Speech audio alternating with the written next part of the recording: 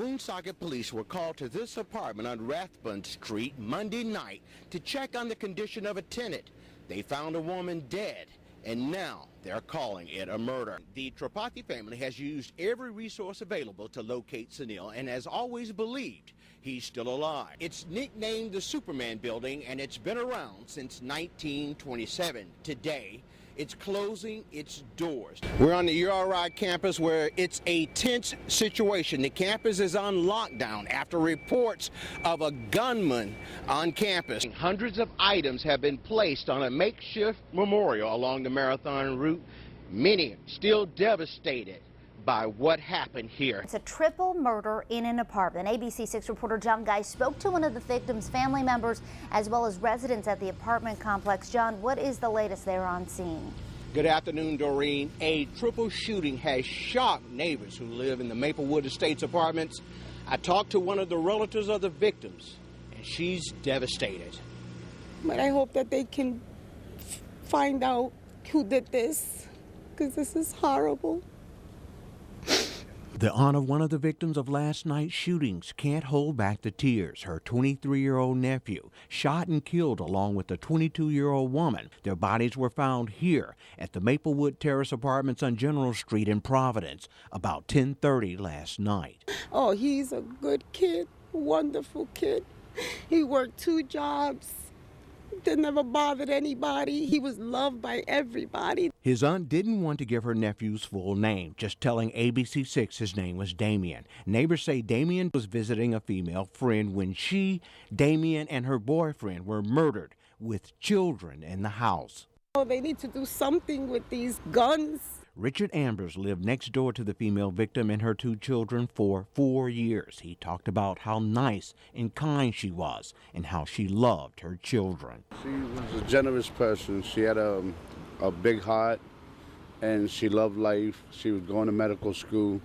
And the only thing that I will remember about her is she had a soft voice, and she would be willing to give to anybody.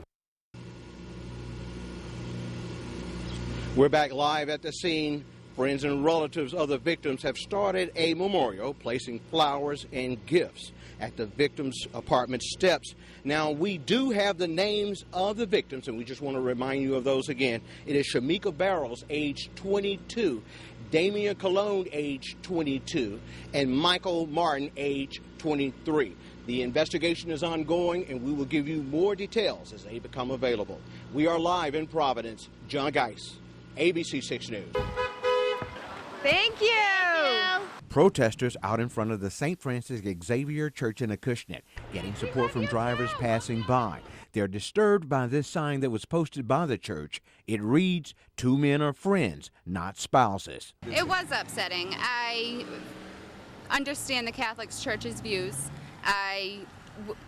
We all know what they believe in and what they don't believe in, but I don't feel that it was appropriate. As a married man of 5 years to another man, I'm outraged that we live in a state where marriage is as equal for anyone, and a church chooses to speak out on that issue. Kim Miska has lived in Acushnet all of her life. She can't understand why the church would put up a sign that she says is not only offensive to the gay community, but to her family and others. I think they were thinking about the citizens that live in this town and the surrounding towns and the reaction that it was going to have. The sign caused so much outrage that some people posted their own signs. Some of them we can't show you on television. Monsignor Gerard O'Connor says he doesn't mind stating the church's position on gay marriage. He did not expect this kind of response. Really, which is a statement about the church's position on same-sex marriage. And we didn't think it was anything offensive or provocative, but since then we've had a lot of response from not just the local community, but from people all over the country. The church changed the sign, saying they weren't bowing to any pressure. They've always changed it every 24 hours. The words may be gone, but the folks I talked to say that's not enough. They want an apology. In Acushnet, John Geis, ABC6 News. The sign on the window says it all. It made me feel a little devastated. I'm used to coming here every morning with my wife, and unfortunately, we're not going to be able to do that. A Fall River landmark closes its doors. Al Mack's Diner is no longer open for business. The diner's been serving up pancakes, cheesecake, and home-style meals since 1910. I feel awful. I feel terrible. I've been here 23 and a half years.